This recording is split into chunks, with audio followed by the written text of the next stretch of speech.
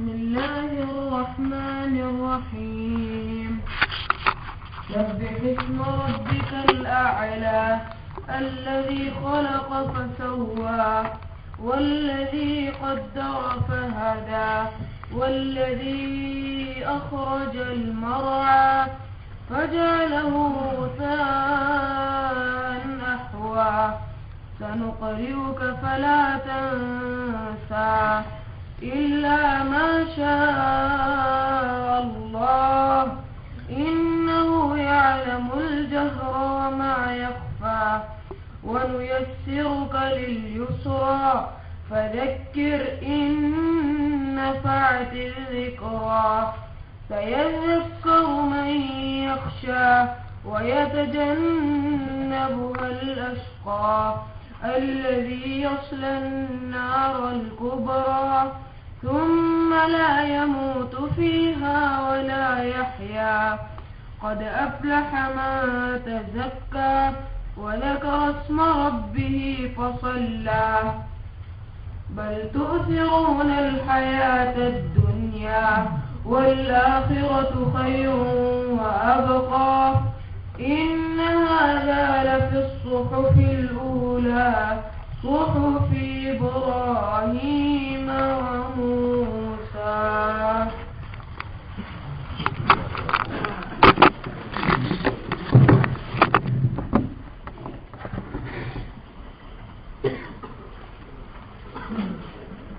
أعوذ بالله من الشيطان الرجيم بسم الله الرحمن الرحيم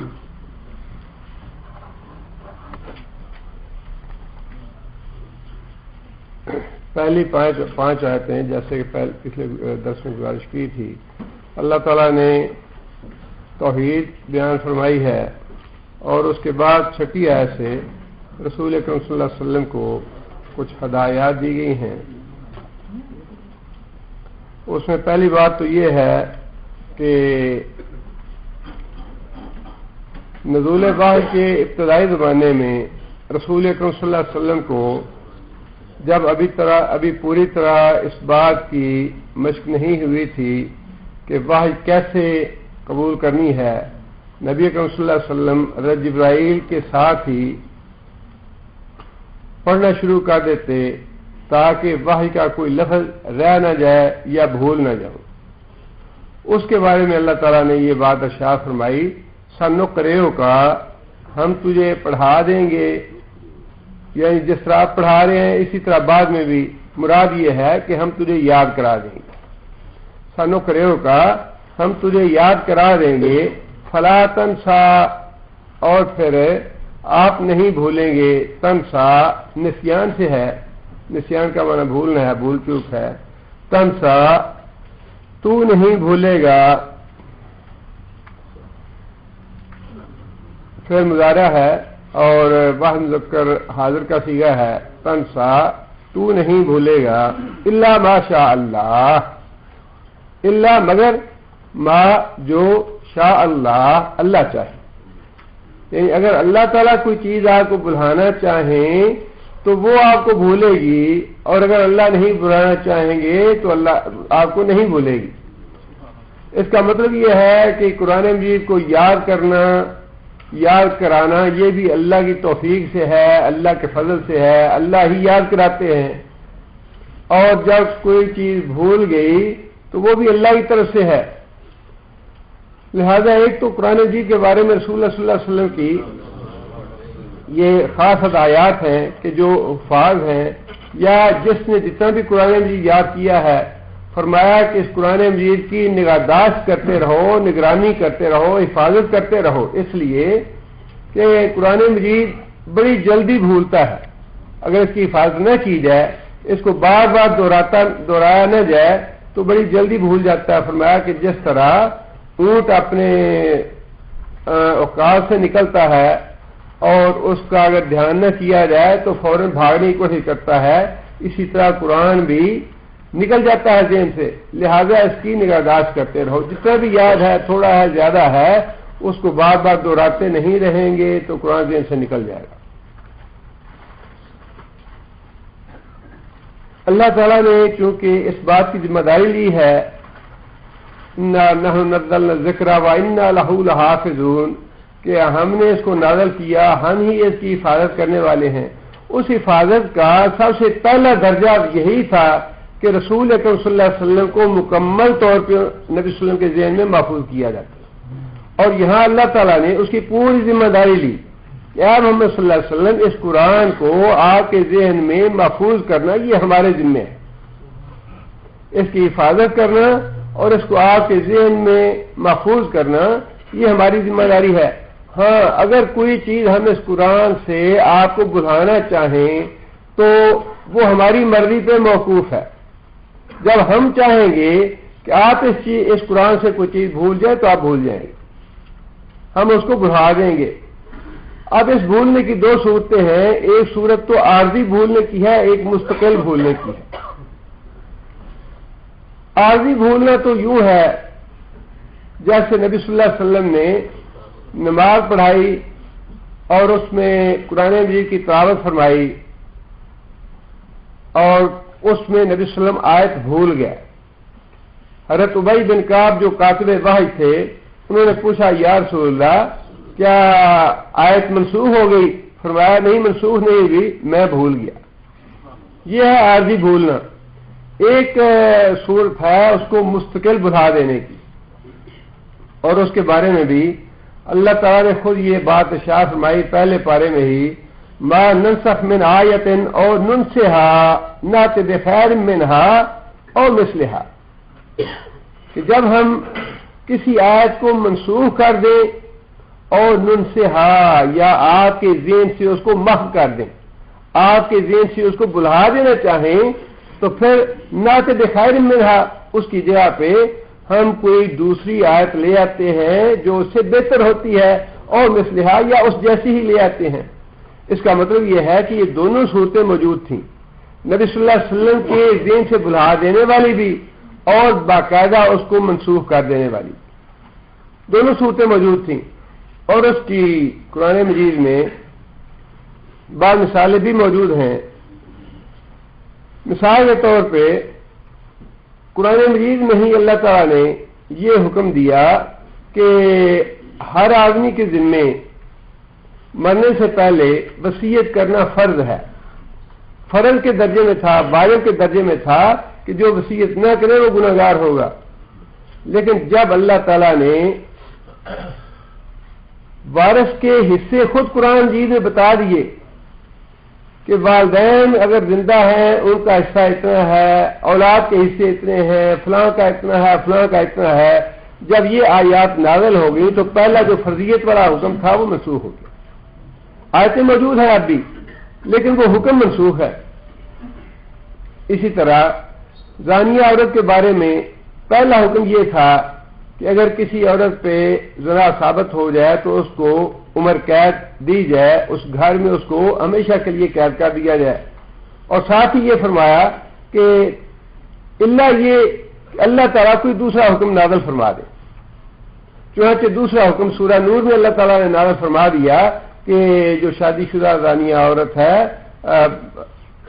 جو غیر شادی شدہ زانیہ عورت ہے اس کو 100 کوڑے مارے جائے۔ لہذا پہلے والا حکم جو تھا وہ اپنے آپ ہی منسوخ ہو گیا۔ اسی طرح للہ ما فی السماوات و ما فی الارض وان تبدوا ما فی انفسکم او تخفوہ یحاسبکم بہ اللہ، یہ آیت نازل ہوئی سورہ بقرہ کے آخری رکوع کی، جس کا مطلب یہ ہے کہ ان تبدوا ما فی انفسکم او تخفوہ، جو کچھ تمہارے دلوں میں ہے اس کو خواہ تم ظاہر کرو یا چھپا کے رکھو، یحاسبکم بہ اللہ، اللہ تمہارا حساب لے لے گا۔ جب یہ آیت نازل ہوئی تو صحابہ کرام بڑے غمزدہ ہو گئے، بڑا فکر لاحق ہو گیا کہ دل کے اندر چھپے ہوئے گناہ جو ہیں اگر اللہ نے ان کا بھی حساب لیا، ان پہ بھی مواخذہ کیا تو کون ہے جو بچے گا اللہ کے محاسبے سے؟ اور صحابہ کرام نے، حضرت علی کہتے ہیں کہ صحابہ کرام نے نبی صلی اللہ علیہ وسلم سے اپنے اس غم اور فکر کا اظہار کیا کہ یا رسول اللہ یہ تو بڑی سخت آیت ہے کہ اگر ہم اپنے دل میں کوئی بات چھپا کے رکھتے ہیں لیکن اس پہ عمل نہیں ہوتا تو اللہ تعالیٰ اس کا بھی حساب لے لیں گے۔ چنانچہ اس کے بعد پھر اسی رکوع میں اللہ تعالیٰ نے دوسری آیت نازل فرمائی، لا یکلف اللہ نفسا الا وسعها، تمہاری طاقت سے زیادہ اللہ تعالیٰ تم سے مواخذہ نہیں کریں گے۔ خیالات جو ہیں انسان کی طاقت سے باہر ہے۔ اگر ایک انسان چاہے بھی کہ میں فلاں بات کے بارے میں خیال اپنے ذہن میں نہ لاؤں تو وہ زیادہ دیر تک اس پہ کنٹرول نہیں رکھ سکتا، اس پہ اس کا بس نہیں ہوتا، کسی نہ کسی طریقے سے ایسا خیال جو وہ پسند نہیں کرتا آ ہی جاتا ہے ذہن میں۔ لہذا اللہ تعالیٰ نے اس آیت کے ذریعے پہلا جو حکم تھا وہ منسوخ فرما دیا کہ تمہارے دلوں کے اندر جو بھید ہیں یا راز ہیں وہ ان کا محاسبہ کیا جائے۔ اس سے پہلے ویسے ہم یہ پڑھ چکے ہیں یوم تبلی السرائر کہ قیامت کے دن دلوں کے بھید جو ہے وہ ظاہر کیے جائیں گے، لیکن اس کا مطلب یہ ہے کہ انسانوں کو بتایا ضرور جائے گا کہ تمہارے دلوں کے اندر چھپی ہوئی نیتیں یہ تھیں۔ اگر ان کا کوئی عملاً نقصان ہوا، اگر وہ عملاً گناہ میں پڑ گیا یا دوسروں کو فتنے میں ڈال دیا اس کی وجہ سے، پھر تو محاسبہ ہوگا، لیکن اگر وہ خیال کی حد تک رہا تو پھر اللہ تعالیٰ اس پہ مواخذہ نہیں فرمائیں گے، اس لیے کہ اللہ نے یہ فرما دیا لا یکلف اللہ نفسا الا وسعها۔ اور پھر بعض مفسرین نے اس کی دوسری صورت جو نبی صلی اللہ علیہ وسلم کے ذہن سے بھلا دینے والے کی ہے اس میں کچھ اور مثالیں بھی دی ہیں۔ نبی صلی اللہ علیہ وسلم حضرت جبرائیل کے ساتھ ہر رمضان میں قرآن مجید کا دور فرماتے تھے۔ بعض اوقات نبی صلی اللہ علیہ وسلم اللہ کے حکم سے کچھ چیزیں بھول جاتے اور حضرت جبرائیل ان کو نشاندہی نہیں فرماتے تھے، اس لیے کہ وہ مطلوب تھیں کہ وہ بلھا دی جائیں یا وہ نہ لکھی جائیں۔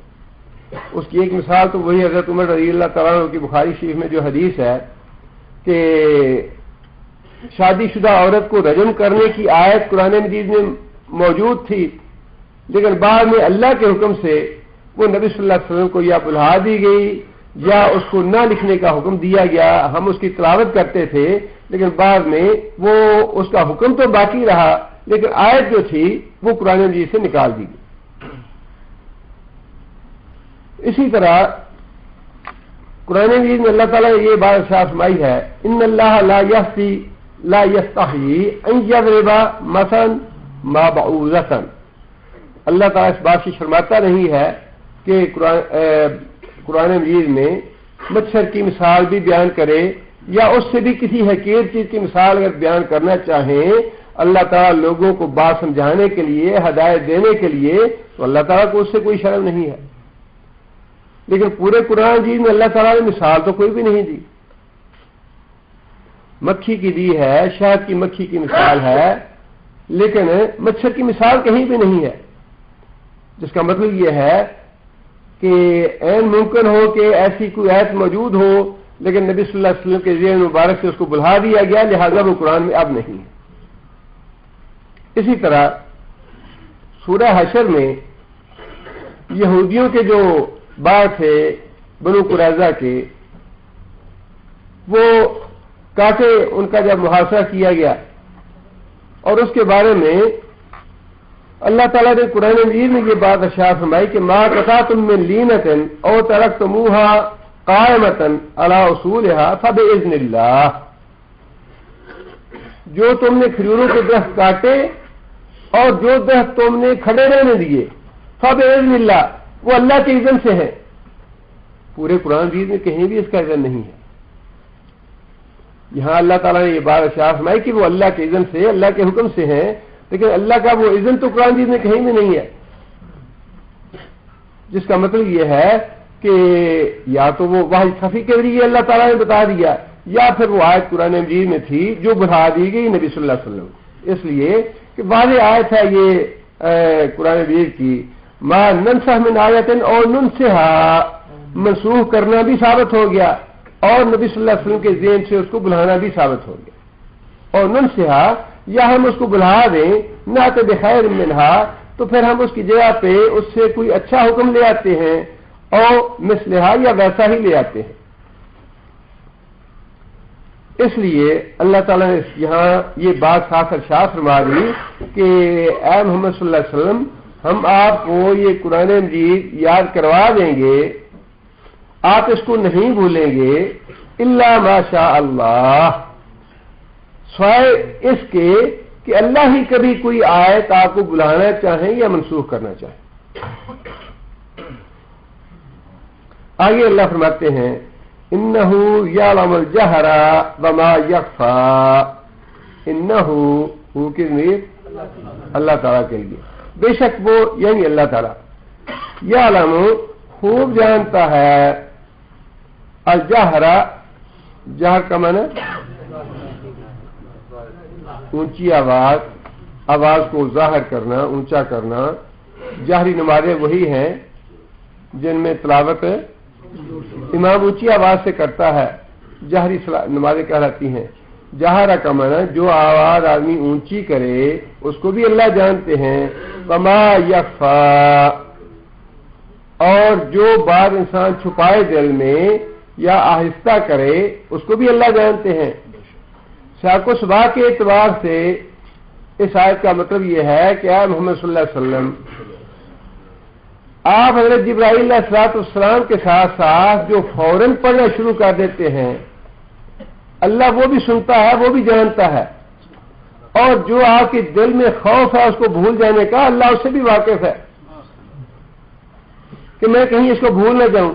دل میں آپ کے یہ خوف ہے، یہ ڈر ہے کہ کہیں کوئی لفظ چھوٹ نہ جائے یا بعض کا کوئی لفظ میں بھول نہ جاؤں، اللہ اس سے بھی واقف ہے، اور جو آپ جلدی جلدی یاد کرنے کی کوشش کر رہے ہیں اونچی آواز سے، اللہ وہ بھی جانتا ہے۔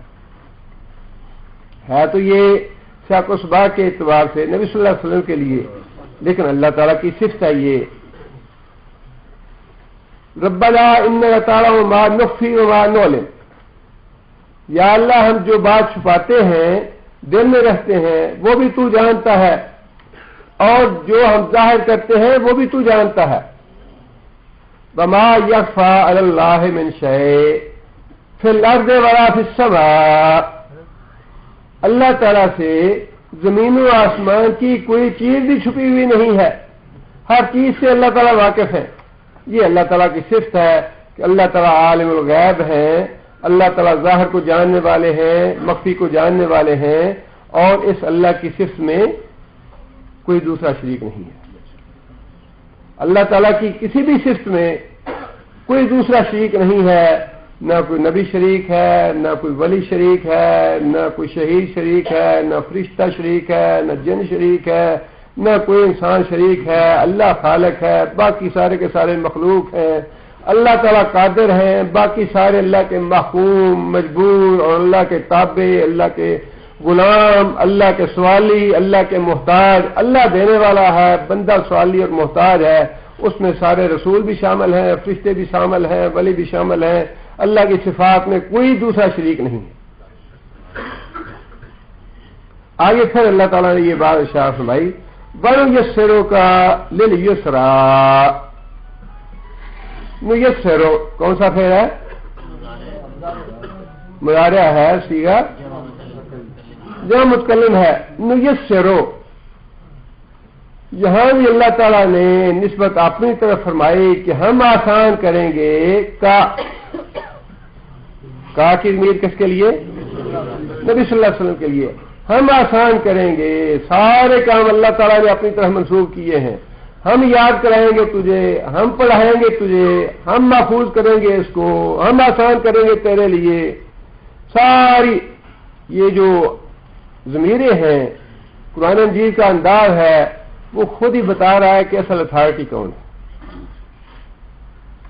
کوئی لینے دینے والا نہیں ہے، نہ داتا صاحب ہے، نہ یاری والے، نہ تیری والے، واللہ سارے کے سارے غلام ہیں، ہاتھ بندے اللہ کے۔ کسی کے پاس کچھ بھی نہیں ہے، کچھ بھی نہیں ہے کسی کے پاس سوائے اللہ کی ذات کے۔ اللہ تعالیٰ اتھارٹی ہیں، بار بار نحن نرزقکم، ہم دیتے ہیں تم کو۔ نُيَسِّرُ کا جب اللہ کے نبی، اللہ تعالیٰ نے اپنے نبی کو یہ بات کہی کہ ہم تیرے لیے آسان کرتے ہیں، ہم تجھے یاد کرائیں گے، ہم تجھے دیتے ہیں۔ نبوت ہم نے تیری طرف ارسال کی ہے، ہم نے نبی بنایا تجھ کو۔ اتھارٹی جو ہے وہ صرف اللہ کی ذات ہے۔ اس اتھارٹی سے بغاوت کر کے جس نے نقصان کرنا ہے، اپنا نقصان کرنا ہے، اللہ کا کوئی نقصان نہیں ہے۔ جس نے گمراہ ہونا ہے جسے باطل راستے پہ جانا ہے اسے اپنا نقصان کرنا ہے. اللہ نے بار بار بڑی تحقیق کے ساتھ ہر چیز کی نسبت اپنی طرف کی ہے کہ یہ کام ہم نے کیا، یہ ہم نے کیا، یہ ہم نے کیا. اس کے باوجود بھی اگر کوئی اس غلط فہمی میں رہتا ہے کہ فیض ملتا ہے تو وہ اس کی انسان کی اپنی گمراہی ہے یا اپنی اس کی غلط فہمی.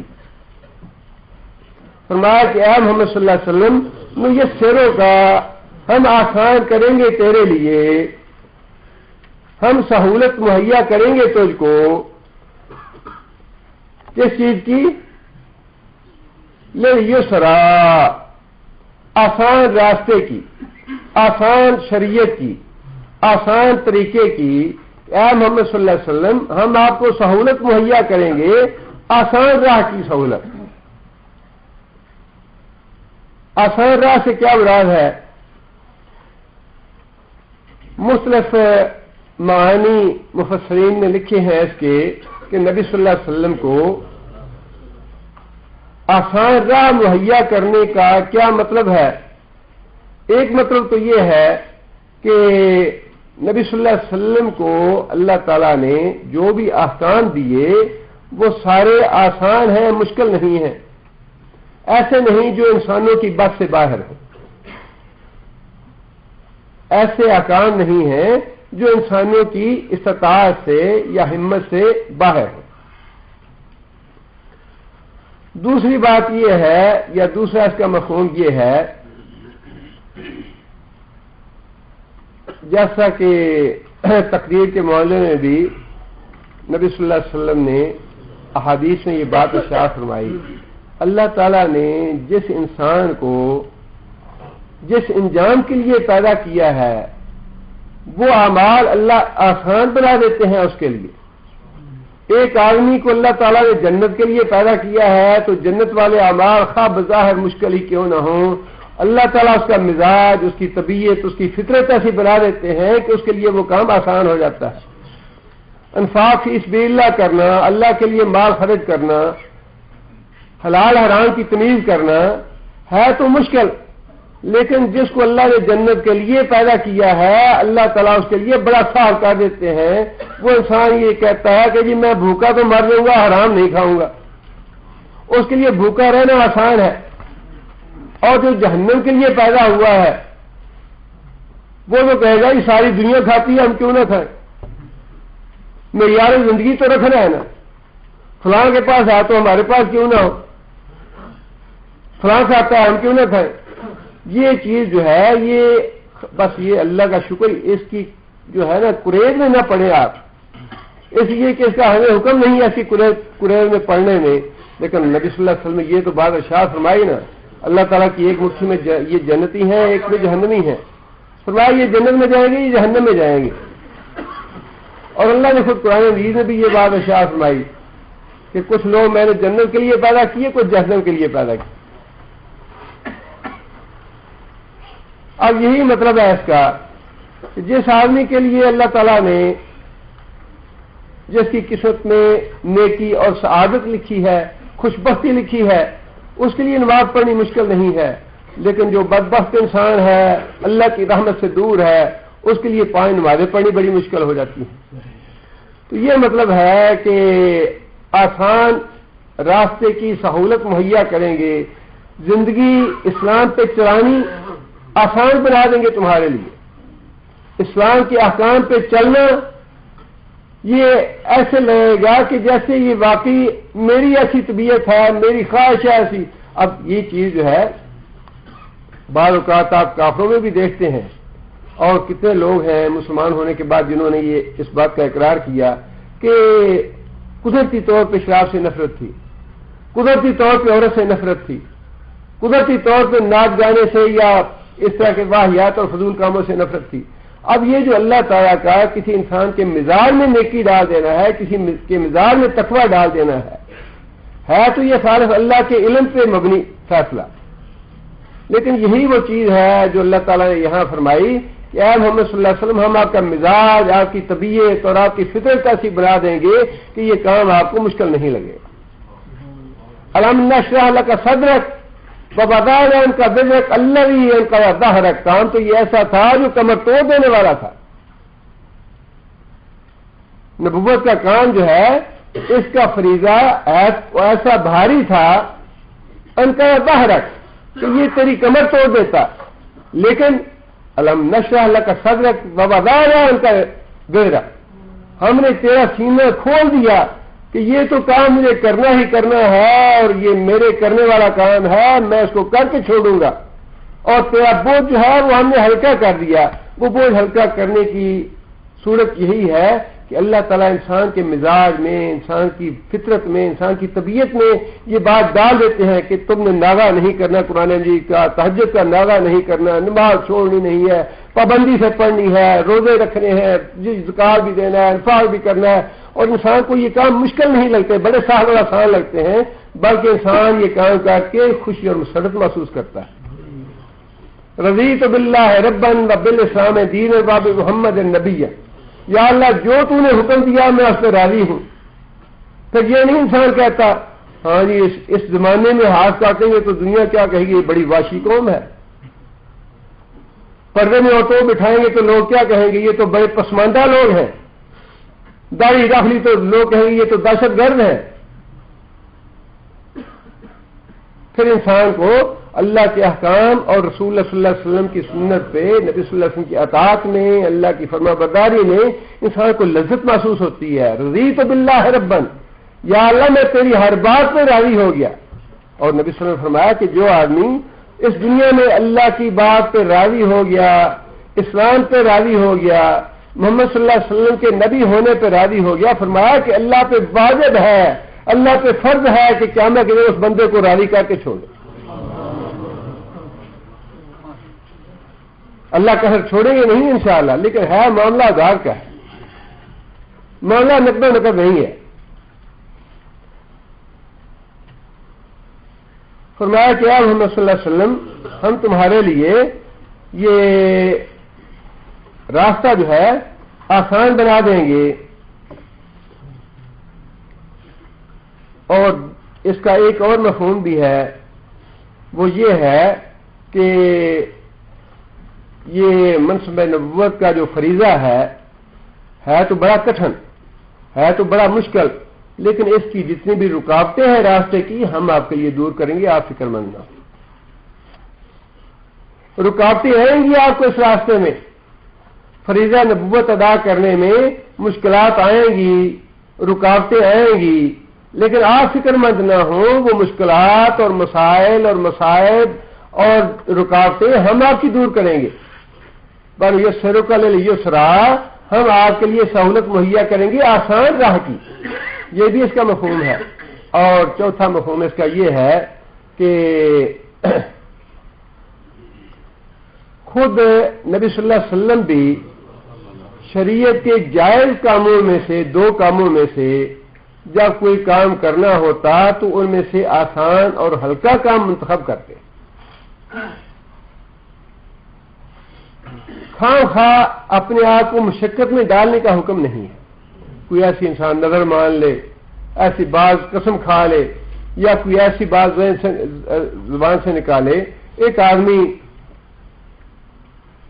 دھوپ میں پڑا ہوا تھا، لوگ اس پہ جھکے ہوئے تھے اور اس کو ہوا وغیرہ دے رہے تھے، تو نبی صلی اللہ علیہ وسلم نے پوچھا کہ یہ کیوں ایسا ہے؟ تو فرمایا کہ اس نے نظر کا روزہ ماننا ہوا ہے لیکن اس کی طبیعت بڑی خراب ہے، تو فرمایا کہ اللہ کو اس تکلیف کی ضرورت نہیں ہے۔ آدمی ایک ٹانگ پہ چل رہا تھا حج کرنے کے لیے، پوچھا یہ ایسے کیوں کر رہا ہے؟ تو لوگوں نے بتایا یا رسول اللہ سے نظر مانی ہوئی ہے، فرمایا کہ اللہ کو اس مشقت کی ضرورت نہیں ہے۔ ایک خاتون تھیں، انہوں نے رات کو نوافل ادا کرنے کے لیے اپنے کمرے میں ایک رسی لٹکائی ہوئی تھی کہ اگر مجھے نیند آ جائے گی تو میں اپنے آپ کو اس سے باندھ لوں گی، سہارا دے لوں گی اور نوافل ادا کروں گی۔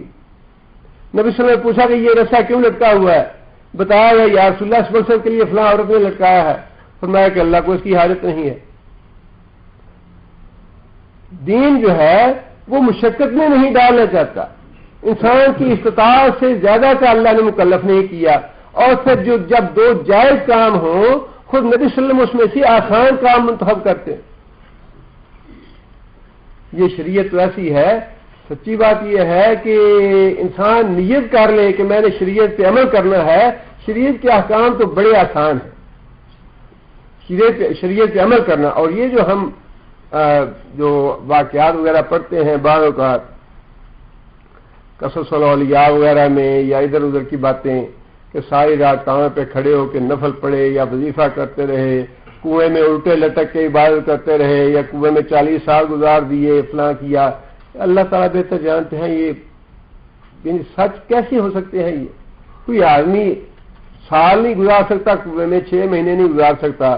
الٹا لٹک کے انسان خود تو دیکھے, جو لکھتے ہیں یہ واقعات کہ الٹے اتنے زمانہ لٹک کے تو عبادت کی انہوں نے, 1 گھنٹہ خود ذرا الٹا لٹک کے دیکھیں کیا ہوتا ہے. اللہ کو اس مشقت کی ضرورت نہیں ہے. اگر کسی نے کی, پہلے تو بات یہ ہے کہ سارے واقعات جھوٹے ہیں, غلط ہیں, انسانی عقل میں آنے والے نہیں ہیں. اور اگر کسی نے کیے بھی ہیں تو شریعت سے ثابت نہیں ہے. شریعت اس مصیبت میں ڈالنا نہیں چاہتی. اللہ تعالیٰ نے تو دوسری جگہ پہ خود نبی صلی اللہ علیہ وسلم کو یہ بات ارشاد فرمائی, وما انزلنا علیک القرآن لتشقی. اے محمد صلی اللہ علیہ وسلم, آپ کے اوپر اللہ نے یہ قرآن اس لیے نہیں نازل کیا لتشقی, تاکہ تو مصیبت میں پڑ جائے. اسلام اللہ نے اس لیے نازل نہیں کیا لوگوں کو مصیبت میں ڈالا جائے, لوگوں کو تکلیف میں ڈالا جائے. آدمی آئے, یا رسول اللہ مجھے بتائیں اسلام کیا ہے, لیکن اتنا بتائیں کہ میں وہ عمل کر کے جنت میں چلا جاؤں. فرمایا توحید کی گواہی دو, میری رسالت کی گواہی دو, نماز پڑھو اور روزے رکھو. زکوٰۃ اس وقت فرض نہیں ہوئی تھی. اور آدمی کہے گا یا رسول اللہ جو کچھ آپ نے بتایا ہے میں اس سے زیادہ کروں گا, میں کم کروں گا. جب آدمی گیا تو نبی صلی اللہ علیہ وسلم نے فرمایا کہ جو اگر یہ آدمی سچا ہے تو جو آدمی جنتی کو دیکھنا چاہتا ہے اس آدمی کو دیکھ. اسلام تو بڑا سہل اور آسان ہے. مشکلات اور مسائل یہ یا تو شیطانی ڈگوسلے ہیں, شیطانی وزن سے ہیں, یا پھر ان گمراہ قسم کے لوگوں نے یہ مصیبت اور مشکلات ہمارے ذہنوں میں ڈال دی ہیں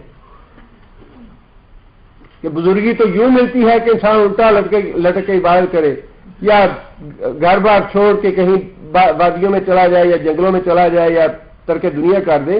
اسلام اس کا مطالبہ نہیں کرتا, نہ یہ اسلام میں.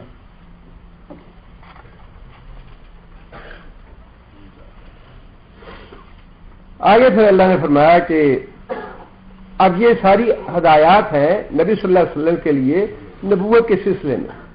پہلی بات تو یہ کہ قرآن یاد دلانا ہماری ذمہ داری ہے.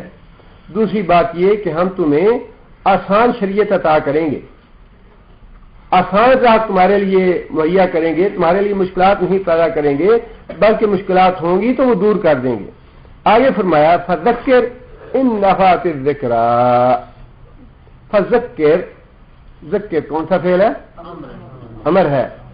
فذکر, اے محمد صلی اللہ علیہ وسلم آپ لوگوں کو نصیحت کیجئے, ان نفعت الذکریٰ, ان اگر نفعت نفع دے, فائدہ دے, ذکرہ نصیحت, آپ اس آدمی کو نصیحت کریں جس آدمی کو نصیحت فائدہ دے. اب یہ بھی نبی صلی اللہ علیہ وسلم کے لیے آسانی اور سہولت پیدا کرنے والی بات ہے کہ اے محمد صلی اللہ علیہ وسلم آپ پہ یہ ذمہ داری نہیں ہے کہ ہر آدمی تمہاری نصیحت سے فائدہ اٹھائے. ہر آدمی کے نصیب میں یہ بات نہیں ہے. آج قرآن مجید موجود ہے مسلمانوں کے پاس, ہر گھر میں موجود ہے, لیکن یہ قرآن پڑھنا کتنے مسلمانوں کو نصیب ہے؟ ایک ایک نہیں, کئی قرآن موجود ہوں گے. بعض لوگ بڑے شوق سے تفسیریں خریدتے ہیں, لیکن شوق سے خریدنے کا ہے, خود پڑھنے والے کتنے لوگ ہیں؟ ہر مسجد میں ماشاءاللہ یہاں تو ایک ماحول ہے اللہ کے فضل و کرم سے, اور ایک عادت بن جاتی ہے. لیکن آپ اپنے ملکوں میں ذرا دیکھیے کہ کتنا یہ عادت ہے لوگوں کی قرآن کی تلاوت کرنے کی. یہی بات اللہ نے فرمائی کہ آپ محمد صلی اللہ علیہ وسلم آپ اس بات کے مکلف نہیں ہیں کہ آپ کی نصیحت سے ہر آدمی فائدہ اٹھائے. نصیحت آپ اس آدمی کو کریں جس کو فائدہ پہنچانے کا آپ کو علم ہو جائے کہ واقعی یہ فائدہ اٹھائے گا. اب یہاں پہ مفسرین نے الگ الگ تفسیریں کی ہیں. ایک تفسیر تو اس کی یہ ہے کہ دعوت اور تبلیغ یہ اور چیز ہے، نصیحت یہ اور چیز ہے. نصیحت کا معنی الدین و نصیحہ، دین جو ہے یہ نام ہے خیر خواہی کا، نصیحت کا معنی ہے کسی کی خیر خواہی کرنا، اور تبلیغ کا معنی بلغوا پہنچا دو، بس اس نے پہنچانا ہے، اس نے خیر خواہی کرنی ہے. یہ دو الگ الگ چیزیں ہیں. جہاں تک تبلیغ کا حکم ہے وہ تو نبی صلی اللہ علیہ وسلم کے لیے ہے کہ ہر آدمی کو بات پہنچاؤ. بلغوا بات پہنچاؤ یہ ایک فریضہ ہے، اور نبی صلی اللہ علیہ وسلم نے اس بات کی گواہی صحابہ کرام سے لی، بلغت یا رسول اللہ، کہ یا رسول اللہ اپنے توحید کا پیغام، اللہ کا پیغام، دین کا پیغام ساری مخلوق تک پہنچا دیا. بلغت یا رسول اللہ، جہاں تک تبلیغ کا کام تھا. لیکن یہ معاملہ جو ہے نصیحت اور خیر خواہی کا وہ یہ ہے انسان کے طرز عمل سے فوراً پتہ چلتا ہے کہ یہ آدمی نصیحت قبول کرے گا یا نہیں کرے گا. جیسا میں نے عرض کیا تھا، حضرت عبداللہ بن مسعود کو جب نبی صلی اللہ علیہ وسلم نے پہلی مرتبہ دیکھا اور نبی صلی اللہ علیہ وسلم نے پوچھا کہ ان بکریوں کا دودھ پلاؤ گے ہمیں، بچے تھے ابھی، فوراً کہہ دیا یا رسول اللہ نہیں پلاؤں گا. کیوں نہیں پلاؤ گے؟ یا رسول اللہ یہ میرے پاس امانت ہے، عقبہ بن فلاں مشرک جو ہے، فلاں کافر جو ہے، اس کی امانت ہے، میں امانت میں خیانت نہیں کروں گا. فوراً پتہ چل گیا کہ یہ بچہ جو ہے یہ نصیحت قبول کرنے والا ہے، سعادت مند بچہ ہے، یہ نیک بخت بچہ ہے. یہ اسی وقت نبی صلی اللہ علیہ وسلم کی نگاہوں میں آ گیا وہ. لہذا یہاں بھی حکم اسی بات کا ہے کہ اگر آپ کسی کو دیکھیں کہ آپ اسے دعوت دیتے ہیں، نصیحت کرتے ہیں، اور اس میں دلچسپی پیدا ہو گئی آپ کی بات سے، آپ کی دعوت سے اس میں اور تڑپ اور جذبہ پیدا ہو گیا، پھر تو آپ اس کو وقت بھی دیں اور اس پہ محنت بھی کریں.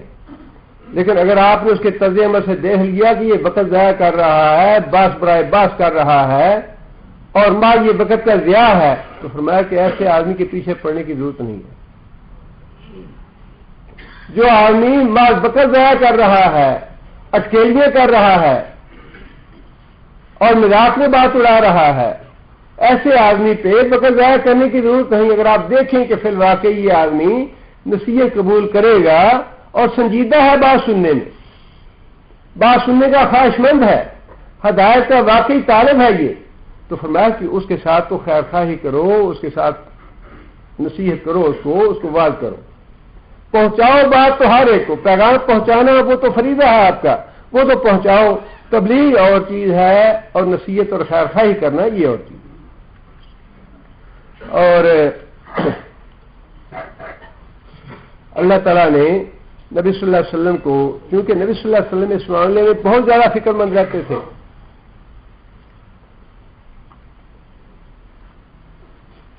اس لیے اللہ تعالیٰ نے قرآن مجید میں بہت سی جگہ پہ نبی صلی اللہ علیہ وسلم کے اطمینان اور تسلی کے لیے یہ بات ارشاد فرمائی، انما انت مذکر لست علیہم بمسیطر. اے محمد صلی اللہ علیہ وسلم آپ ان کو نصیحت کرنے والے ہیں، آپ ان کی خیر خواہی کرنے والے ہیں. لست علیہم بمسیطر، آپ ان پہ تھانے دار یا داروغہ نہیں ہیں کہ ڈنڈے سے بات منوائیں، نہیں مانتے نہ مانے. وما انت علیہم بجبار، اے محمد صلی اللہ علیہ وسلم آپ کو ہم نے ان کے اوپر جبار بنا کے زبردستی منوانے والا بنا کے نہیں بھیجا. جو مانتا ہے وہ مانے، جو جہنم میں جاتا ہے جائے. وما علیک الا البلاغ، اے محمد صلی اللہ علیہ وسلم آپ کی ذمہ داری اتنی ہی ہے کہ آپ لوگوں تک بات پہنچا دیں.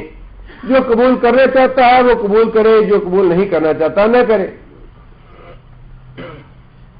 ایک تو اس کا سیدھا سا مفہوم یہ ہے کہ اے محمد صلی اللہ علیہ وسلم ذکر ان نفعت ذکرہ، نصیحت کیجئے. اگر نصیحت آپ دیکھیں کہ نصیحت لینے والا قبول کرے گا تو پھر نصیحت کیجئے. اور بعض لوگوں نے مفسرین نے یہ بھی اس کا مطلب یہ ہے کہ انسان کو موقع محالت وقت بھی دیکھنا چاہیے کہ اگر اس کو ایسے وقت پہ نصیحت کی جائے گی تو یہ نصیحت قبول کرے گا یا نہیں کرے گا. مثال کے طور پہ کسی کا کوئی والد فوت ہو گیا، والدہ فوت ہو گئی. اب ایسے موقع پہ اگر آپ تبلیغ شروع کر دیں گے تو ذہن جو ہے وہ تبلیغ قبول کرنے کے لیے تیار نہیں ہوگا. اس لیے صدمے کی کیفیت ہے اور احساس انسان کا ذہن ہوتا ہے اس وقت رنجیدہ، غمزدہ، دکھ والا. اس لیے دعوت اور تبلیغ کے اصولوں میں سے یہ بھی ایک اصول ہے کہ انسان کو موقع محل دیکھ کے دعوت اور تبلیغ کرنی چاہیے. ہر وقت ایسے جیسے انسان ملے یا سامنے آیا آدمی اسی وقت تبلیغ شروع کر دے، یہ دعوت کا طریقہ نہیں ہے. نہ تو انسان کو زبردستی منوانا یہ مطلوب ہے یا شریعت کا حکم ہے، اور نہ ہی ہر وقت کسی کے کان کھانا یہ مطلوب ہے. ہر وقت بات ڈالتے رہو، ہر وقت پیچھے پڑے رہو، پیچھے پڑنا یہ مطلوب نہیں ہے. بلکہ وقت بھی دیکھو اور موقع محل بھی دیکھو. اگر واقعی آپ سمجھیں کہ ایسے وقت میں یہ میری بات سنے گا تو آپ اس کو دعوت دیں، ورنہ نہ دیں. اور بعض مفسرین نے اس کا یہ مفہوم بھی لکھا ہے کہ اس میں سے تھوڑا سا مضمون حذف ہے. اے محمد صلی اللہ علیہ وسلم آپ نصیحت کریں، ذکر ان نفعت ذکر، نصیحت خواہ نفع دے یا نفع نہ دے. یعنی اس سے آگے مضمون جو ہے وہ حذف ہے. اگر نصیحت نفع دے اور اگر نہ دے، دونوں صورتوں میں آپ کریں. بہرحال یہ ہر مفسر کی ایک اپنی اپنی سوچ یا ایک اپنا اپنا انداز ہوتا ہے بات کرنے کا یا تفسیر کرنے کا. اور جہاں پہ مختلف معنی یا مختلف مفہوم بیان کرنے کی گنجائش موجود ہو وہاں مختلف معنی یا اس کے مفہوم بیان کر دینا اس میں کوئی حرج کی بات نہیں ہے. ان الذین کفروا سواء علیہم اانذرتہم ام لم تنذرہم، خواہ ڈرائے یا نہ ڈرائے کافروں کے لیے برابر ہے. بالکل وہی انداز ہے یہاں پہ، خواہ کسی کو فائدہ دے یا نہ دے بس آپ نصیحت کرتے رہیں. آگے پھر اللہ تعالیٰ نے یہ بات ارشاد فرمائی، یہ سارے ہدایات ہیں نبی صلی اللہ علیہ وسلم کو نبوت کے فرائض کی بجا آوری کے سلسلے میں. یعنی دعوت اور تبلیغ کے لیے بنیادی اصول کیا ہونے چاہیے، اس میں ہدایات تو نبی صلی اللہ علیہ وسلم کے لیے ہیں، لیکن اب نبی صلی اللہ علیہ وسلم کے بعد جو لوگ دین کا کام کرنا چاہتے ہیں، دعوت کا کام کرنا چاہتے ہیں، تبلیغ کا کام کرنا چاہتے ہیں، ان کے لیے بھی یہ ہدایات ہیں. آگے اللہ نے فرمایا کہ سیذکروا من یخشی، نصیحت کون حاصل کرے گا؟ من یخشی، جو آدمی ڈرنے والا ہے، جو آدمی اللہ سے ڈرنے والا ہے یا اپنے برے انجام سے ڈرنے والا ہے. ہدی للمتقین، ذالک الکتاب لا ریب فیہ ہدی للمتقین. یہ جو ڈر یا تقوی یا خشیت ہے یہ ضروری نہیں کہ اسلام قبول کرنے کے بعد ہی پیدا ہو. اسلام قبول کرنے سے پہلے بھی غیر مسلموں میں بھی یہ چیز موجود ہو سکتی ہے. اللہ پہ ایمان ہے سب کا، عیسائیوں کا بھی، یہودیوں کا بھی. اب جتنے بھی نبی صلی اللہ علیہ وسلم کے زمانے میں مدینے میں ایمان لائے یا عیسائی تھے یا یہودی تھے، اب آج بھی عیسائیوں میں سے یا یہودیوں میں سے بعض جو ایمان لانے والے ہیں لاتے ہیں ایمان. اس کی وجہ یہی ہے کہ ان کے دلوں میں کچھ نہ کچھ، اور قرآن مجید میں بھی اللہ تعالیٰ نے عیسائیوں کے بارے میں یہ بات ارشاد فرمائی کہ جب یہ اللہ کے احکام سنتے ہیں تو ان کی آنکھوں سے آنسو بہنے لگتے ہیں. یہ رقیق القلب ہوتے ہیں، نرم دل والے ہوتے ہیں. ان میں سے بعض، سارے نہیں، بعض ہیں. اللہ تعالیٰ نے قاعدے اور قانون کے طور پہ یہ بات ارشاد فرمائی کہ اے محمد صلی اللہ علیہ وسلم یہ قرآن کی نصیحت، اسلام کی دعوت جو ہے قبول وہی کرے گا جس کے دل میں اللہ کا ڈر اور خوف ہے. اللہ کا ڈر اور خوف جو ہے یہ انسان کی اصلاح کے لیے بنیادی چیز ہے. جس کا دل اللہ کے ڈر اور خوف سے خالی ہے اس کی اصلاح ممکن نہیں. جس کے دل میں اللہ کا ڈر اور خوف موجود ہے اس کے بارے میں اللہ نے فرمایا کہ سید ذکرو، اے محمد صلی اللہ علیہ وسلم، وہ شخص آپ کی دعوت ضرور قبول کرے گا. اور صحابہ کرام جو ایمان لائے ان کے دلوں میں تو ڈر جو ہے وہ بدرجہ اتم موجود تھا، اور یہ نہیں ہے کہ اسلام قبول کرنے کے بعد ان کے دلوں کا ڈر خوف ختم ہو گیا، بلکہ جتنا انسان اللہ کے قریب ہوتا ہے، جتنی اللہ کی معرفت زیادہ حاصل ہوتی ہے، اتنا ہی اللہ کا ڈر زیادہ پیدا ہوتا ہے. خود نبی صلی اللہ علیہ وسلم نے یہ بات ارشاد فرمائی کہ میں تم میں سے سب سے زیادہ اللہ سے ڈرنے والا ہوں، اللہ کے سب سے زیادہ قریب اور سب سے زیادہ ڈرنے والا ہوں. جتنا انسان اللہ سے دور ہوتا ہے اتنا نڈر ہوتا ہے. آمنتم من فی السماء ان یخسف بکم الارض، کیا تم اس اللہ سے بے خوف ہو گیا ہو، بے ڈر ہو گیا ہو جو آسمانوں میں ہے کہ کہیں تم کو زمین میں دسا نہ دے. ام آمنتم ان یرسل علیکم حاصبا فسترون کیف، اور اس اللہ سے بے ڈر ہو گیا ہو جو آسمانوں میں ہے، کہیں آسمان سے تمہارے اوپر پتھروں کی بارش نہ برسا دے اور تمہیں پتہ چل جائے کہ اللہ کا ڈرانا اور اللہ کا عذاب اور اللہ کی پکڑ کیسی ہوتی ہے. فرمایا کہ میں تم میں سے اللہ کے سب سے زیادہ قریب ہوں اور تم میں سے سب سے زیادہ اللہ سے ڈرنے والا ہوں. جتنا اللہ کے بندہ قریب ہوگا اتنا اللہ کا ڈر اور خوف زیادہ ہوگا، جتنا انسان اللہ سے دور ہوگا اتنا اللہ سے بے ڈر ہو جائے گا. اس لیے کہ اللہ کی معرفت جو ہے وہی تو اصل چیز ہے. اللہ کی ذات جو ہے وہ علیم ہے، خبیر ہے، بصیر ہے، ہر وقت ہماری نگرانی کر رہی ہے اور ہر وقت ہمیں پکڑ سکتی ہے. ایک لمحہ جو ہے یدخل من یشاء فی رحمتہ، اللہ تعالیٰ کی رحمت سے زندگی کا ایک ایک پل گزر رہا ہے. اللہ کی رحمت اگر ایک لمحے کے لیے انسان سے اٹھ جائے تو انسان ہلاک ہو جائے.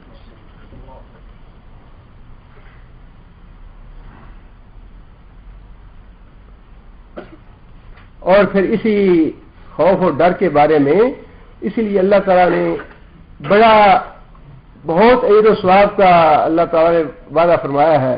ان الذین یخشون ربهم بالغیب لهم مغفرۃ واجر کبیر، جو لوگ اللہ سے ڈرتے ہیں بن دیکھے. اب یہی بات ہے ایمان بالغیب والی، اللہ کو دیکھ. اور بڑی وہ طویل حدیث ہے، اللہ تعالیٰ فرشتوں سے پوچھتے ہیں کہ تم وہاں دنیا میں گئے تھے اور جو لوگ بیٹھے ہوئے تھے اکٹھے مل کے ذکر کر رہے تھے، کیا انہوں نے مجھے دیکھا ہے؟ نہیں یا اللہ دیکھا تو نہیں. اگر مجھے دیکھا ہوتا تو کیا کرتے؟ یا اللہ پھر تو اور بھی زیادہ تجھے یاد کرتے. اچھا مجھے یہ بتاؤ کہ وہ مانگتے کیا تھے؟ یا اللہ تیری جنت مانگتے تھے. کیا انہوں نے جنت دیکھی ہے یا مجھے دیکھا ہے؟ نہیں یا اللہ نے تیری جنت دیکھی ہے نہ تجھے دیکھا ہے. اور اگر مجھے دیکھا ہوتا پھر سے کہتے ہیں یا اللہ اگر اللہ نے تجھے یا جنت کو دیکھا ہوتا پھر تو اور بھی شدت سے جنت مانگتے. پھر اللہ پوچھتے ہیں کہ کس چیز سے پناہ مانگتے ہیں؟ یا اللہ جہنم سے پناہ مانگتے ہیں. کیا انہوں نے جہنم دیکھی ہے؟ نہیں یا اللہ جہنم تو نہیں دیکھی. اگر دیکھی ہوتی پھر کیا کرتے؟ یا اللہ اگر جہنم دیکھی ہوتی تو اور بھی زیادہ شدت کے ساتھ پناہ مانگتے اس سے. فرمایا تم گواہ رہو کہ میں نے سب کو معاف کر دیا. لوگوں کو بالغیب اب یہ ہے کہ یہی تو اسی میں تو امتحان ہے کہ انسان یہ نہ سمجھے کہ میں اکیلا ہوں. کہیں بھی انسان اکیلا نہیں ہے، اللہ ہے. اور جن کو ہم دیکھتے نہیں فرشتے، معزز فرشتے، عزت اور احترام والے فرشتے، وہ ہمارے ساتھ ہوتے ہیں. حضرت ابوبکر صدیق رضی اللہ تعالیٰ عنہ بیٹھے تھے، نبی صلی اللہ علیہ وسلم صاحب تشریف فرما تھے. حضرت ابوبکر صدیق کا جھگڑا ہو گیا دوسرے آدمی کے ساتھ، کسی آدمی کے ساتھ. اس آدمی نے حضرت ابوبکر صدیق کے بارے میں نازیبہ کلمات کہے. حضرت ابوبکر صدیق خاموش رہے، لیکن کچھ دیر خاموش رہنے کے بعد حضرت ابوبکر صدیق نے اس کو جواب دینا شروع کر دیا. اس نے جب بدتمیزی کی یا کوئی نبی حضرت ابوبکر کے بارے میں نازیبہ کوئی باتیں کی، الزام لگایا، تو کچھ دیر صبر کیا حضرت ابوبکر نے. پھر حضرت ابوبکر نے جواب دینا شروع کیا تو نبی صلی اللہ علیہ وسلم اٹھ کے چل دیے. حضرت ابوبکر نے کیا یا رسول اللہ جب تک وہ زیادتی کرتا رہا ہے، مجھے باتیں کرتا رہا تو آپ تشریف فرما رہے ہیں. جب میں نے زبان سے بات نکالی تو آپ اٹھ کے چل دیے. فرمایا ابوبکر جب تک تم خاموش تھے تمہاری طرف سے فرشتہ جواب دے رہا تھا اسے، اس لیے میں بیٹھا رہا۔ جب تم نے جواب دینا شروع کیا فرشتے نے جواب دینا بند کر دیا۔ یہ مت سمجھے کہ ہم اکیلے ہیں کہیں۔ جب انسان برائی کرتا ہے، گناہ کرتا ہے، تب بھی ساتھ فرشتے موجود ہیں اس پہ لعنت ملامت کرنے کے لیے، اس کی ڈانٹ ٹپٹ کرنے کے لیے، اس پہ لانے ڈالنے کے لیے۔ فزاد رات زجرن، قسم ہے ان فرشتوں کی جو ڈانٹتے رہتے ہیں لوگوں کو، گناہ گاروں کو، کافروں کو، مشرکوں کو، جب وہ بدعمالیاں کرتے ہیں، جب گناہ کرتے ہیں، اللہ کی نافرمانی کرتے ہیں تو لانے ڈالتے ہیں گناہ گاروں کو۔ انسان کہتا ہے جی مجھے تو کسی نے دیکھا نہیں، میرے تو ہاتھ بڑے صاف ہیں، کوئی ثبوت ہی نہیں ہے، ریکارڈ جلا دیا، ضائع کر دیا، چوریاں کر لی، فلاں کو رشوت دے لی، فلاں کر لیا، فلاں کر لیا۔ سارے دنیا کے دھوکے ہیں، سب دھوکے ہیں۔ انسان یخادعون اللہ والذین آمنوا، انسان سمجھتا ہے کہ میں نے اللہ کو اور دوسرے لوگوں کو دھوکہ دے لیا۔ وما یہدون الا انفسہم، یہ تو بدبخت جو گناہ کر رہے ہیں، جو فسق و فجور میں مبتلا ہے، ڈاکو اور چور ہیں، جو کچھ بھی ڈاکے اور چوریاں کر رہے ہیں، بیت المال کو لوٹ رہے ہیں، ما یہدون الا انفسہم، یہ تو اپنے آپ کو دھوکہ دے رہے ہیں، کل کو پکڑے جائیں گے۔ یہ آج بھی فرشتے لانے ملامت کرتے ہیں ان کو۔ انسان یہ نہ سمجھے کہ انسان اکیلا ہے، انسان کہیں بھی اکیلا نہیں ہے، اللہ ساتھ ہے، فرشتے ساتھ ہیں۔ اور انسان نیکیاں کرتا ہے، اچھا کام کرتا ہے تو انسان کہتا ہے جی نیکی کر کے مجھے بڑی مسرت اور خوشی حاصل ہوئی، میرا دل بڑا خوش ہوا یہ کام کر کے۔ وہ دل خوش کیسے ہوتا ہے؟ فرشتہ ہے جو حوصلہ افزائی کرنے والا ساتھ ہے، سکینت نازل کرتا ہے۔ اللہ فرماتے ہیں کہ ہم ان پہ فرشتے نازل کرتے ہیں نئے لوگوں پہ۔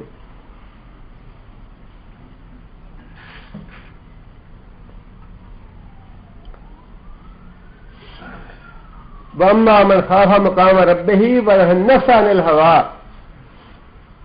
إِنَّ الْجَنَّةَ هِيَ الْمَأْوَىٰ، جو آدمی اللہ سے ڈر گیا، وَنَهَى النَّفْسَ عَنِ الْهَوَىٰ، اور گناہوں سے اپنے آپ کو روک کے رکھا، اپنے آپ کو بچا کے رکھا، اس کا ٹھکانہ جنت ہے۔ اللہ کا خوف اور اللہ کا ڈر جو ہے یہ دل میں پیدا کرنا چاہیے، اس کے بغیر زندگی نہیں ہے۔ انسان اصلاح چاہتا ہے، یہ ذہن میں رکھے کہ اللہ تعالیٰ ہر وقت میری نگرانی کر رہے ہیں اور اللہ تعالیٰ نے ہر وقت اپنے محافظ بھیجے ہوئے میرے ساتھ رکھے ہیں۔ سیذکر من یشاء، اے محمد صلی اللہ علیہ وسلم آپ کی نصیحت وہ قبول کرے گا جس کے دل میں اللہ کا ڈر اور خوف ہے۔ اور آگے فرمایا وَيَتَجَنَّبُهَا الْأَشْقَىٰ، اور اس قرآن سے دور کون رہے گا؟ نبی صلی اللہ علیہ وسلم کو ماننے سے اعراض کون کرے گا؟ نبی صلی اللہ علیہ وسلم کی حدیث اور سنت سے منہ کون موڑے گا؟ وَيَتَجَنَّبُهَا، گریز کرے گا، اجتناب کرے گا، منہ موڑے گا، اشقا، جو بڑا ہی بدبخت ہے۔ اللہ کا رسول جو ہے وہ تو بڑا ہی مشفق اور بڑا رحیم، بڑا مہربان ہے امت پہ، جس نے اس رسول کی بات نہیں سننی اسے بڑا بدبخت کون ہوگا؟ اس کی بدبختی میں شک ہے کوئی جو اپنے رسول کی بات سے منہ موڑ لے؟ ہاں جی سنت تو ہے لیکن کوئی بات نہیں، یہ سنت اس کے لیے ہے جو دل میں تکبر رکھتا ہو، یہ تو سنت فلاں کے لیے ہے۔ اور سنت کا اللہ تعالیٰ معاف کرے، ٹھیک ہے ایک انسان نے عمل نہیں کرنا، اس کے مقدر میں نہیں لکھا ہوا عمل کرنا نہ کرے، لیکن حدیث کی یا سنت کی توہین تو نہ کرے۔ ہاں جی مسواک جو ہے یہ تو وضو کے وقت تو ہے سنت، آگے پیچھے ہر وقت منہ میں ٹھسے رکھنا یہ کوئی سنت ہے؟ رسول اکرم صلی اللہ علیہ وسلم حضرت عائشہ فرماتی ہیں کہ نبی صلی اللہ علیہ وسلم جب بھی نیند سے اٹھتے تو سب سے پہلا عمل کون سا ہوتا؟ مسواک کرنے کا۔ اور جب رسول اکرم صلی اللہ علیہ وسلم کی آخری گھڑیاں تھی، بیماری کی حالت تھی، اور چند لمحے پہلے عبداللہ بن ابو بکر مسواک لے کے داخل ہوئے، نبی صلی اللہ علیہ وسلم نے اپنی نگاہیں گاڑ دی مسواک پہ۔ حضرت عائشہ کو پتہ چل گیا کہ نبی صلی اللہ علیہ وسلم مسواک کرنا چاہتے ہیں، یہ تو بڑی افضل اور اعلیٰ سنت ہے۔ ان سنتوں کا اس طریقے سے یا اس انداز سے ذکر کرنا، اور وہ تو اللہ تعالیٰ معاف کرے کیا الفاظ استعمال کریں جو داڑھی کا مذاق کرتے ہیں یا حجاب اور خواتین کے پردے کا مزاج کرتے ہیں، اللہ نہ نصیب کرے انہیں، اللہ معلوم رکھے ان بدبختوں کو، اللہ پکڑے، اللہ اس عذاب میں ڈالے جس عذاب کے مستحق ہے وہ. جسے سنت پہ عمل نہیں کرنا اللہ سے معافی مانگے، اللہ کے آگے توبہ استغفار کرے، روئے اور گر گرائے، لیکن سنتوں کا یا حدیث کا مزاج تو نہ اڑائے. فرمایا کہ اے محمد صلی اللہ علیہ وسلم آپ کی نصیحت سے منہ وہ موڑے گا، آپ کی نصیحت سے اجتناب وہ کرے گا اشقا جو بڑا ہی بدبخت ہے، بڑا ہی بد نصیب ہے. اور اس کے بارے میں فرما دیا آگے کہ اس بد نصیب اور بدبخت کا ٹھکانہ کون سا ہے؟ الذی یصلی النار الکبریٰ. یہ وہ بدبخت ہے نبی صلی اللہ علیہ وسلم کی نصیحت سے منہ موڑنے والا، نبی صلی اللہ علیہ وسلم کے حدیث سے اعتراض کرنے والا. الذی یصلی النار الکبریٰ، جس سے داخل ہونا ہے بڑی آگ میں. نار ہی بڑی ہے لیکن نار الکبریٰ، پھر فرمایا کبریٰ کہ بہت بڑی آگ. جو دنیا کی آگ معمولی چیز ہے، اس آگ میں انسان جانا گوارا کرتا ہے.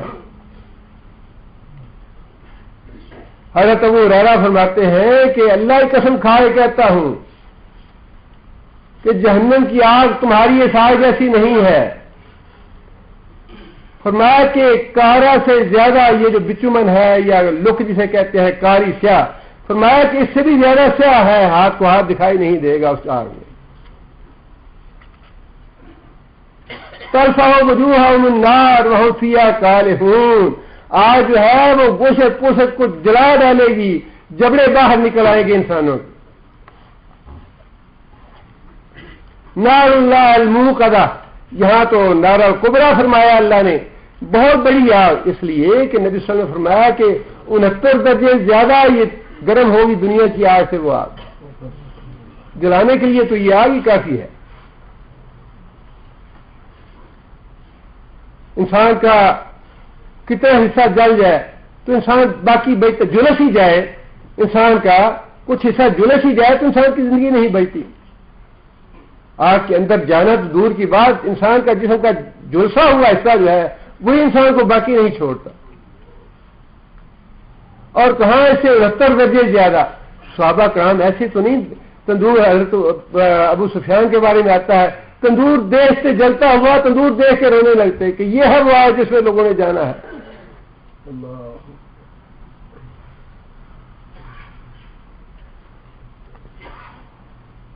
نار اللہ الموقدہ التی تطلع علی الافئدہ، فرمایا کہ اللہ کی آگ، اللہ کی جلائی ہوئی آگ، اور وہ آگ ایسی ہوگی کہ جہنمی جہنم میں جائیں گے تطلع علی الافئدہ، سب سے پہلے دلوں کے اثر کرے گی. میرا جی دل نہیں چاہتا پڑھن تے، دل نہیں چاہتا صبح اٹھن تے، دل نہیں چاہتا راتی نماز پڑھن تے، دل نہیں چاہتا روزہ رکھن تے، دل نہیں چاہتا 4 پیسے اللہ واسطے خرچ کریے، دل نہیں چاہتا. یہ دل ہی تو بیماری ہے سب سے بڑی. فرمایا کہ جسم میں ایک ٹکڑا ہے، وہ ٹکڑا صحیح ہو جائے تو سارا جسم ٹھیک ہو جائے، اور وہ ٹکڑا خراب ہو جائے تو سارا جسم برباد ہو جاتا ہے. فرمایا ہے یہ القلب، دل ہے یہ.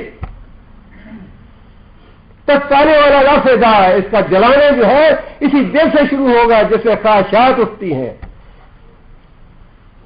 گزارا نہیں ہوتا جی، معیار نہیں پورا ہوتا. بچے کو فلاں اسکول میں پڑھانا ہے، بچے کا نکاح شادی آئی طے کر لیے بغیر گزارا نہیں ہے، جہیز تیار کرنا ہے، دنیا کیا کہے گی، نہ کٹ جائے گی. یہ ساری دل کی باتیں ہیں جس سے اللہ نے فرمایا کہ تطلع علی الافئدہ، جلانا دل سے شروع کرے گی جہنم کیا. اور فرمایا کہ انہا علیہم مؤصدہ، ٹھوس کے بھرے ہوں گے. اور فرمایا کہ اوپر سے دروازے سارے کے سارے بند کر دیے جائیں گے. نبی صلی اللہ علیہ وسلم نے فرمایا کہ اتنی گہری ہے جہنم، اتنی گہری ہے جہنم، 70 سال کی مسافت سے پتھر نیچے گرا. پتھر نیچے گرا تو نبی صلی اللہ علیہ وسلم نے آواز آئی. نبی صلی اللہ علیہ وسلم نے پوچھا کہ جانتے ہو یہ آواز کس چیز کی ہے؟ صحابہ کرام نے عرض کیا اللہ اور اللہ کا رسول بہتر جانتا ہے. فرمایا کہ 70 سال قبل پہلے اللہ تعالیٰ نے پتھر گرایا تھا جہنم میں، جو 70 سال کے بعد اس کی تہہ پہ پہنچا. ایک 100 فٹ کا کنواں ہو، اس کے نیچے جا کے دیکھیں کہ 100 فٹ کے کنویں میں نیچے جا کے انسان کی حالت کیا ہوتی ہے. دم گھٹنے لگتا ہے. مختلف قسم کی گیسیں جو ہے وہ انسان کا دماغ معاف کر دیتی ہیں, بعض اوقات اموات ہو جاتی ہیں. وہ 100 فٹ کنواں نیچے تو بڑی بات ہے, یہ مین ہول جن میں بیچارے لوگ جاتے ہیں ٹھیک کرنے کے لیے, بعض اوقات وہاں جا کے گیسیں جتنی ایسی ہوتی ہیں وہاں اموات ہو جاتی ہیں.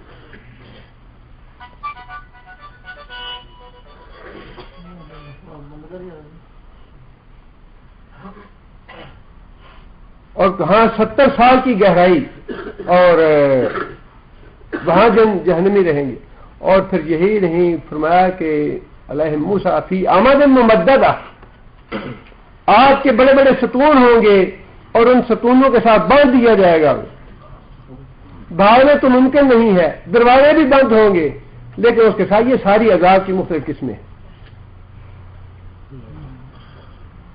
فرمایا وَلَهُمْ مُقَامِعُ مِنْ حَدِيدٍ, آگ کے گرد ہوں گے جہنمیوں کی خاطر تواضع کرنے کے لیے. اور حدیث میں نبی صلی اللہ علیہ وسلم نے یہ فرمایا کہ ایک گرد جس سے جہنمیوں کو مارا جائے گا اتنا بھاری ہوگا کہ ایک گرد اگر زمین پہ رکھا جائے تو دنیا کے سارے انسان اور سارے جنات مل کے بھی اس کو اٹھا نہیں سکتے. مسند ابو یعلا کی صحیح حدیث ہے کہ ایسے گرد ہوں گے کہ سارے انسان, اگلے بھی پچھلے بھی, اور سارے جنات سب میں اتنی طاقت نہیں ہوگی کہ اسے گرد کو اٹھا لے. اب جو نافرمانی کرنا چاہتا ہے بدبخت کرے. اللہ نے تو قرآن مجید میں بھی اور حدیث میں بھی ساری چیزیں کھول کے رکھ دی ہیں.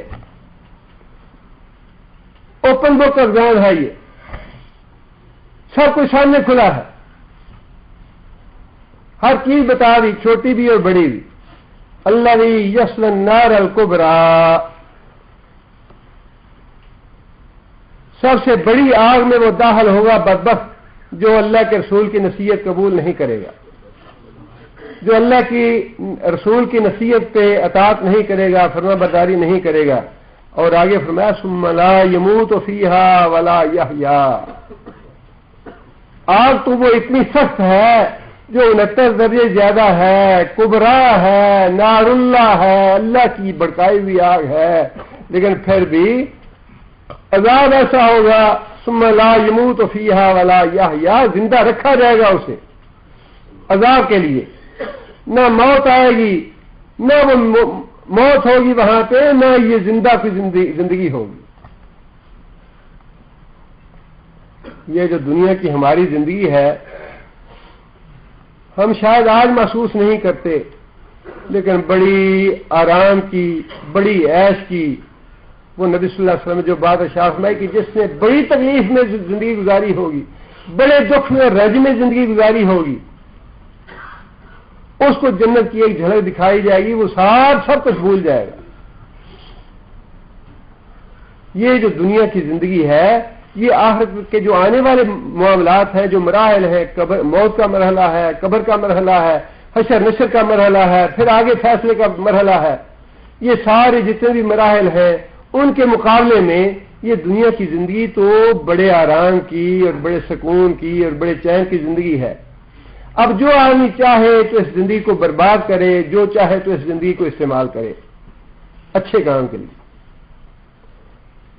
وہ جو زندگی ہے جہنم کی, اس کے بارے میں تو اللہ نے فرما دیا لا یموت, مرنا تو ویسے نہیں ہے, موت تو ختم ہو جائے گی, ولا یحیا, لیکن وہ زندگی بھی نہیں ہوگی, اس کو زندگی بھی نہیں کہا جا سکتا. لا تبکی ولا تذر, جہنم کی آگ ایسی ہے نہ تو باقی چھوڑے نہ ہی جان چھوڑے. ایسے نہیں ہوگا کہ مار دے بالکل ہی, ایسے بھی نہیں ہوگا کہ اس کو زندگی کا کوئی مزہ آئے یا لطف آئے.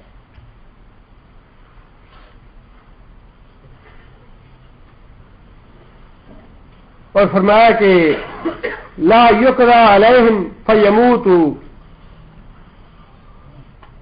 ان پہ موت واقع نہیں ہوگی کہ مر گئے اور ان کی جان چھوٹ جائے عذاب سے. ولا یخفف عنہم من عذابہا, نہ ہی عذاب میں کمی کی جائے گی, سعود پہاڑ پہ چڑھایا جائے گا, آگ کے بستر ہوں گے، آگ کے لباس ہوں گے، آگ کی کناتیں ہوں گی، آگ کے خیمے ہوں گے، آگ کا کھانا ہوگا، آگ کا پینا ہوگا، کوئی نجات کا راستہ نہیں ہوگا۔ یا لیتہا کانت القاریہ، ہائے افسوس جو دنیا میں موت آئی تھی وہ آخری موت ہوتی، مجھے اس جہنم کا منہ نہ دیکھنا پڑتا۔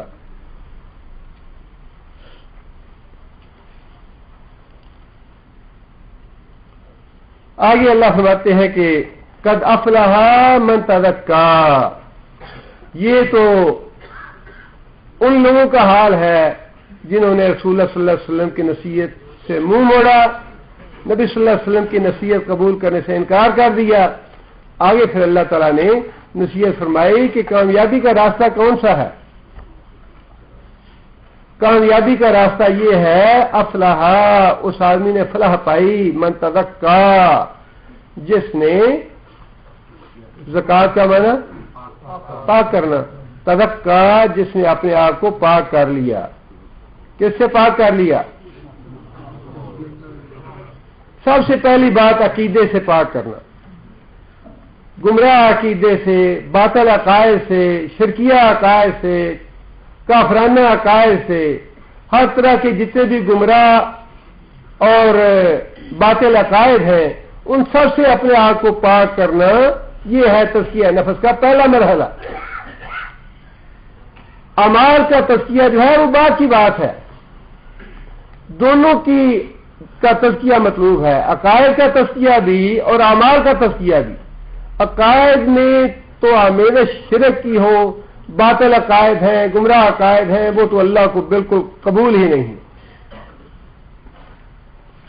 اعمال میں کوتاہی وہ اللہ تعالیٰ کی اپنی مصلحت و حکمت میں منحصر ہے، اللہ کی رحمت میں منحصر ہے، جس سے چاہے جتنا چاہے اللہ معاوضہ کریں۔ اعمال کا معاملہ جو ہے وہ عقائد سے مختلف ہے۔ عقائد کے معاملے میں تو قطعاً شرک کی کوئی گنجائش ہی نہیں ہے اور کوئی چھوٹ ہے ہی نہیں، خواہ نبی کا باپ ہو، خواہ نبی کا بیٹا ہو، خواہ نبی کی بیوی ہو، خواہ نبی کا چچا ہو، جو بھی ہو اس میں چھوٹ ہے ہی۔